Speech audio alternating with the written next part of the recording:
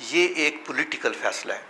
जैसे मैंने अपने 12 इंटरव्यूज़ में ये कहा है कि ये जो कुछ एबटाबाद में हुआ है ये सिर्फ एक मिलिट्री फेलियर नहीं है, ये एक पॉलिसी फेलियर भी है, ये एक फॉरेन पॉलिसी का फेलियर भी है, सफारतकारी का फेलियर भी है।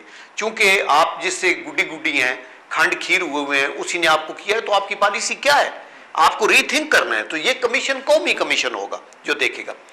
अभी ये फैसला सिविल गवर्नमेंट ने करना है, ये फौज का इसमें तलक नहीं। लेकिन अगर सिविल हुकूमत ये समझती है कि हम इसमें इन कैमरा ये चीज़ें देखना चाहते हैं तो देखें, चूँकि मुल्क के बहुत से होते हैं, ये फॉर श्योर होते हैं, ये अमेरिका के भी हैं और इंडिया के भी हैं। कई चीज़ें आप सरेआम लेके जाते हैं, कई चीज़ें आप सरेआम नहीं लेके जाते। आप समझते हैं कि ये लकूना तो था, लेकिन इस लकूने के पीछे ये कंसिडरेशन थी। आप देखें, अमेरिका आपको कहता है आप दोगली पॉलिसी करते हैं, हम दयानतदारी के साथ समझते हैं कि नहीं, हमारी ये जो पॉलिसी है ये पाकिस्तान के हक में है, जो कुछ हम कर रहे हैं। हम कहते हैं अमेरिका दोगली पॉलिसी करता है और फॉर श्योर दोगली पॉलिसी अमेरिका करता है। तो एक मुल्क जो आपसे लायल ही नहीं है, जो आपका अगर दुश्मन नहीं तो दोस्त भी नहीं है, तो वो आपके साथ एक हरकत भी कर जाता है और वो ये समझता है कि आप बिल्कुल पारसाई की तरह हर चीज को ठीक करेंगे। तो इसके अंदर कई चीजें होंगी इन बिटवीन दी लाइन। तो अभी आपने कहा कि अमेरिका ने दोस्त बनकर हमारी पीठ में छुरा घोंपा है, तो आप नहीं समझते कि रेमंड डेविस का केस था, दीगर वाकयात हैं, हमें और हमारी हुकूमत को, हमारे इदारों को अमेरिका को कभी दोस्त नहीं समझना चाहिए, और जो लोग अमेरिका को दोस्त समझते हैं वो गलती पर हैं? ये बहुत बड़ी गलती है। मैं तो यही कहा कि अगर आप उनको दुश्मन नहीं समझ सकते तो दोस्त तो बिल्कुल ना समझें। आप ये देख लें कि राइट फ्रॉम द बिगिनिंग, उस दिन मैं अपने ही एक फौजी भाई से सुन रहा था, वो कह रहा था कि हमारा जो न्यूक्लियर है वो अमेरिका के लिए तो कोई थ्रेट नहीं है, वो तो सिर्फ इंडिया के लिए थ्रेट है।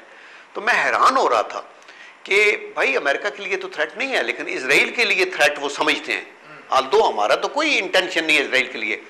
और अमेरिका आपके न्यूक्लियर के ऊपर खुश नहीं है, बिकॉज जो ही आपने बनाना शुरू किया तो 1979 में उन्होंने साइमेंटन अमेंडमेंट के तहत आप पे एक सैंक्शन लगाई, फिर आपके ऊपर 90 में आके प्रेसलर अमेंडमेंट के सैंक्शन लगाई, फिर जब आपने धमाका किया 98 में तो ग्लेन अमेंडमेंट लगा के दी।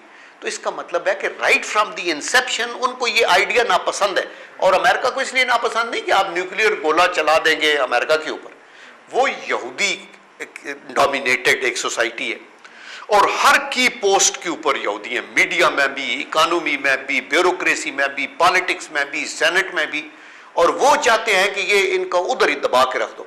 इसलिए अमेरिका चाहता है कि इससे यहाँ से ये निकाला जाए। तो दैट इज़ द रीज़न। तो इसलिए हम उनको अभी तक तो जो कुछ अमेरिका ने हमारे साथ किया है, आप उनको दोस्त नहीं समझ सकते, और जो समझते हैं वो गलती पे। तो बालो ये कहते हैं देखिए जी पाकिस्तान बदल गया है, हमारे जो लोग हैं, हमारी जो माइंड सेट है वो बदल रहे हैं, ऐसे डिबेट्स हमारी मीडिया में हो रहे हैं, हमारे इंटेलेक्चुअल हलकों में हो रहे हैं जो इससे पहले कभी नहीं हुए थे। तो आप नहीं समझते कि हमें अब तमाम पॉलिसी को रीविजिट करने की ज़रूरत है, हमें तमाम पॉलिसी पर गौर करना चाहिए, कहाँ पर हमारी गलतियाँ हैं, कहाँ पर हमारा रोल है, कहाँ पर ज़्यादा है, कहाँ पर कम है, और उसके बाद तश्कील देने की ज़रूरत है। आप इस वक्त नज़र कि हम ही अभी देखिए, हम तो बहुत लेट हो गए, हमने तो बहुत ज़्यादा सफ़र कर लिया है और हर कदम पे नाकामी की वजह से बाद भी अगर हमने सबक नहीं सीखा तो कब सीखेंगे। अभी देखें, अभी उस वक़्त जब परवेज़ मुशर्रफ साहब की हुकूमत थी तो हमने इनको एयर बेसेस और आपने नेवल बेस और ट्रांजिट फैसिलिटीज़ और एयर पैसेज सब कुछ दे दिया, एंड येट वो हमेशा परवेज़ मुशर्रफ साहब की तारीफ़ करते रहे, लेकिन पाकिस्तान का नाम बुश के मुँह पर नहीं आता था, बल्कि वो कहता था परवेज़ मुशर्रफ लायल है लेकिन इनकी एजेंसियाँ हमारे से लायल नहीं है। तो वो एक डबल गेम खेल रहे थे। एक्चुअली ना वो एजेंसियों से लायल थे, ना वो परवेज़ मुशर्रफ से लायल थे। परवेज़ मुशर्रफ को एक डिक्टेटर के तौर पे उनको पता था ये हमारा आदमी है, इधर रहे और ठीक है, जब तक रह सकते हैं रह सकते हैं, अभी नहीं हो तो NRO के तहत एक और अरेंजमेंट उन्होंने कर लिए। तो उनकी वफादारी मुल्क हमारे से तो नहीं हो सकती, हमारी वफादारी अपने मुल्क से होनी है, और हमें कदम कदम पे ये देखना है कि हमारे लिए क्या पॉलिसी है। उनमें अफराद इम्पॉर्टेंट नहीं है। मैं अगर चीफ एग्जेक्टिव हूँ और मैं समझता हूँ कि मेरे घुटनों में दम खम नहीं है, ना मेरे में करज है कि मैं ये स्टैंड अप करके मुल्की मफाद का दफा करूँ, तो दयानतदारी और जो आपका ज़मीर है उसकी आवाज़ को ये कहना चाहिए कि मैं I am sorry, I am unfit, I go, मैं रिज़ाइन करता हूँ, मेरी जगह ज़हीरुद्दीन बाबर आ जाए, दूसरा आ जाए, वट एवर, या डिलीवर करें या हट जाए। हमारे लोग कुर्सी भी नहीं छोड़ते, डिलीवर भी नहीं कर सकते, और वो कहते हैं यही सबसे बेस्ट है। परवेज मुशर्रफ साहब भी ये कहते थे मैं ही इंडिस्पेंसेबल हूँ, मुझे ही चलना चाहिए, अगर वो अभी होते तो अभी तक वो पता नहीं क्या हो जाता। ये गवर्नमेंट सिविल गवर्नमेंट आई है, नाकामियों पे नाकामी के बावजूद ये कहते हैं नहीं नहीं 5 साल पूरे करने, हमें तो मैंडेट मिला है। तो मैंडेट ख़त्म होते तक अगर मुल्क ख़त्म हो गया तो फिर क्या होगा।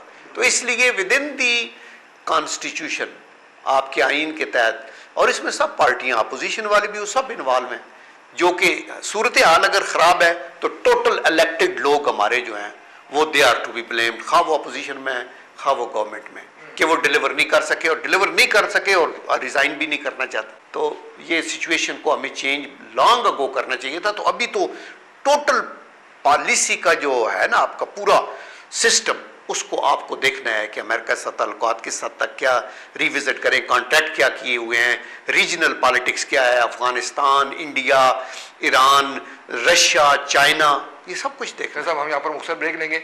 नाज़रीन, जनरल साहब का ये कहना है कि इसमें कोई शक नहीं है कि जो हमारी रवायती पॉलिसी गुज़श्ता कई दहाइयों से चली आ रही है, अब उस पर सोचो विचार करने की ज़रूरत है, गलतियों की इस्लाह करने की ज़रूरत है। अगर किसी भी जगह पर किसी भी शख्स में कोई गलती है तो ना सिर्फ उसको तस्लीम करें, बल्कि हुकूमत का ये काम है कि उस शख्स को पिन पॉइंट किया जाए और इसके खिलाफ कार्रवाई हो। उनका ये भी कहना है कि फ़र्द से ज़्यादा इदारे अहमियत के हामिल हैं, और ये हुकूमत भी जानती है और ये इदारे भी जानते हैं। हमारे प्रोग्राम सिलसिला जारी है, हम यहाँ मुख्तसर ब्रेक लेते हैं, ब्रेक के बाद दोबारा हाजिर होंगे।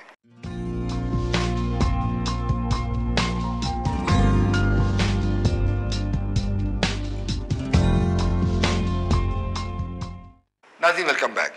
जनरल साहब लोग ये भी कहते हैं, देखिए जी, मियाँ नवाज शरीफ की मिसाल दी जाती है। उनका ये कहना है कि मियाँ नवाज शरीफ का जब इक़्तिदार उनसे लिया गया तो वो ज़ाती उनका भी कुछ जो प्रॉब्लम है हमारे इदारों के साथ। इसी तरह मीडिया के भी बाद लोगों का हवाला दिया जाता है, मुख्तलिफ पार्टीज़ का हवाला दिया जाता है।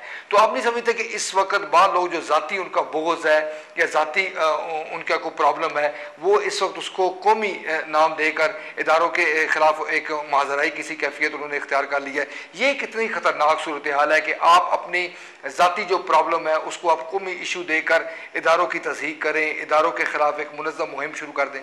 देखिए, पहली बात तो लेते हैं मियाँ साहब की, मियाँ नवाज शरीफ साहब। मियाँ नवाज शरीफ साहब पाकिस्तान के 2 दफ़ा वज़ीर आज़म रहे हैं, और एक वास्ट मेजॉरिटी मुल्क की जो है वो उनके स्कूल ऑफ थाट की हामी है, उनकी सोच के साथ लोग काफ़ी चलने के तैयार हैं। और उनके साथ ऑब्वियसली परवेज़ मुशर्रफ साहब के टाइम में जो कुछ हुआ वो बहुत ज़्यादती थी, फिर वो आए फिर वापस चले गए, तो ये तो एक बात थी। लेकिन ये इंडिविजुअल्स की बात थी। अदारा जो होता है ना, उसको जब एक फ़ौजी GHQ की दीवार फलांग के बाहर निकल आता है तो दरअसल फिर फ़ौज यरगमाल हो जाती है, और वो बंदा जो लीडर है, वो डिक्टेटर है, वो सियासी बन जाता है। अगर मियाँ साहब से ज़्यादती की है परवेज़ मुशर्रफ साहब ने, तो as a president of Pakistan की है। As a chief of army staff they dare not do it अगर वो सिर्फ चीफ ऑफ आर्मी स्टाफ होता। तो इसलिए मेरे ख्याल में गुफ्तगू में वो वैनम तो बिल्कुल नहीं होना चाहिए। और ये मैं कसूर ठहराऊँगा जो एडवाइज़र हैं मियाँ साहब के साथ, जो लोग हैं वो बातें ठीक कह रहे हैं। जब वो कहते हैं कि फ़ौज को सियासत में नहीं आना चाहिए, तो बात तो सच्ची है। आप कहते हैं इंटेलिजेंस एजेंसीज़ को अपनी ऑपरेशनल काम करना चाहिए, तो ये तो इसमें कोई दो राय नहीं है, और ये मुल्क के मफाद में है, फ़ौज के मफाद में है, और सब कुछ है। लेकिन उनकी बात को भी मीडिया कलर देता है और उनको थापड़ा मारता है, तो वो एक इंप्रेशन क्रिएट होता है कि फ़ौज के अदारे के खिलाफ। हालांकि कोई पॉलिटिकल पार्टी, चूँकि इन्होंने जब प्राइम मिनिस्टर बनते हैं तो उनके पास सबसे पोटेंट अदारा ही फ़ौज का है जो होता है, तो एक ये तो गलतफहमी पे मबनी है। एंड आई एम श्योर कि मियाँ साहब अपनी डायरेक्शन को ठीक करेंगे और ये तासुर को ज़ायल कर देंगे, क्योंकि वो एक बहुत he is not an ordinary leader. उन्होंने कल तक दुनिया में फॉरेन पॉलिसी को भी कार्व आउट करना है, तो अमेरिका से, रशिया से, चाइना से भी वो एक गवर्नमेंट इन शैडो गवर्नमेंट तस्वर होती है, वट एवर वन में से, पता नहीं रिजल्ट्स क्या होंगे। तो उनको फॉरेन पॉलिसी में भी और मुल्क के अंदर भी बड़ी सोच समझ पे आगे चलना। जो लोग, कुछ लोग मीडिया के हैं, उनका तो गुफ्तगू से कई पता चलता है कि ये